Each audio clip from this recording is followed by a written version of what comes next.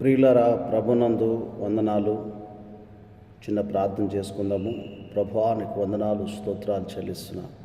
గడిచిన రాత్రి కాపాడి ఈ దినము మేము చేయవలసిన పనులన్నీ కూడా మీ చిత్త ప్రకారం చేయనట్లు మా మనసును నీ వైపు తిప్పి మమ్మల్ని నడిపించు, సహాయం చేయి.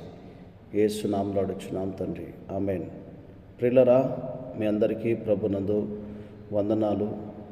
ఈరోజు బ్రతికి ఉన్నామంటే దేవుని కృప, దయ, సంకల్పం. ఈరోజు ఒక మాట ధ్యానం చేద్దాము.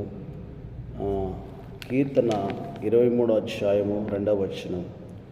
ఆయన నన్ను పచ్చిక మైదానాలలో పండుకొనబెట్టుచున్నాడు, ప్రశాంతంగా జలాల దగ్గర నాకు దారి చూపుతూ ఉన్నాడు. నా ప్రాణానికి సేద తీరుస్తున్నాడు. తన పేరు ప్రతిష్టతల కోసం నన్ను న్యాయం, నమ్మకమైన మార్గాల్లో నడిపిస్తూ ఉన్నాడు. గమనించండి, ఇక్కడ ప్రభువారు చెప్తున్న మాట, దేవుని విశ్వాసించిన బిడ్డలకు ఆయన కాపరిగా ఉన్నాడు. మనం గొర్రెలుగా ఉన్నాం. మర్మంలో మనము గొర్రెలము, ఆయన కాపరి.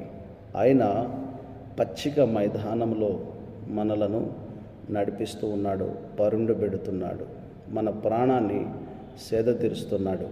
అంటే ఈ లోకంలో బాధలు, కష్టాలు, అనారోగ్యాలు, సమస్యలు, శోధనలు, రకరకాల బంధకాలు అన్నిట్లో నుండి ఆయన విడిపించి మనలను ఈ భూమిపై నుండి పరలోకానికి నడిపిస్తున్నాడు.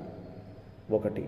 2, ఈ లోకంలో మనం ఎక్కడ నడవాలో, ఎక్కడ వెళ్ళాలో, ఎక్కడ పని చేయాలో ఆయనే పరిశుద్ధాత్మ ద్వారా మనకు నడిపిస్తూ, ఆ పరిశుద్ధాత్మ ప్రభావం అనే జీవజలాలు ఇస్తూ, మనల్ని తృప్తిపరుస్తూ, మన ప్రాణానికి విశ్రాంతినిస్తున్నాడు, సేద తీరుస్తున్నాడు. మనకు ఈ లోకంలో ఏ దినానికి ఏం కావాలో అన్నీ కూడా ఆయన గ్రహిస్తున్నాడు. గమనించండి, 1 పేతురు రాసిన పత్రిక 2వ అధ్యాయము 21వ వచనం. దేవుని పిలుపు వచ్చింది, అందుకే కదా, ఎందుకంటే క్రీస్తు సహా మన కోసం బాధలు అనుభవించాడు. ఆయన అడుగు జాడల్లో నడవాలని మనకు ఆదర్శాన్ని ఉంచి వెళ్ళిపోయాడు. ఆయన ఏమీ పాపం చేయలేదు, ఆయన నోట ఏ మోసం లేదు. దూషణకు ఆయన గురి అయినప్పుడు ఆయన దూషణ మాటలు బదులు చెప్పలేదు. బాధలకు గురి అయినప్పుడు బెదిరించలేదు. కానీ న్యాయంగా తీర్పు తెచ్చే దేవునికి తనను తాను అప్పచెప్పుకున్నాడు. మనం పాపాల విషయంలో చనిపోయి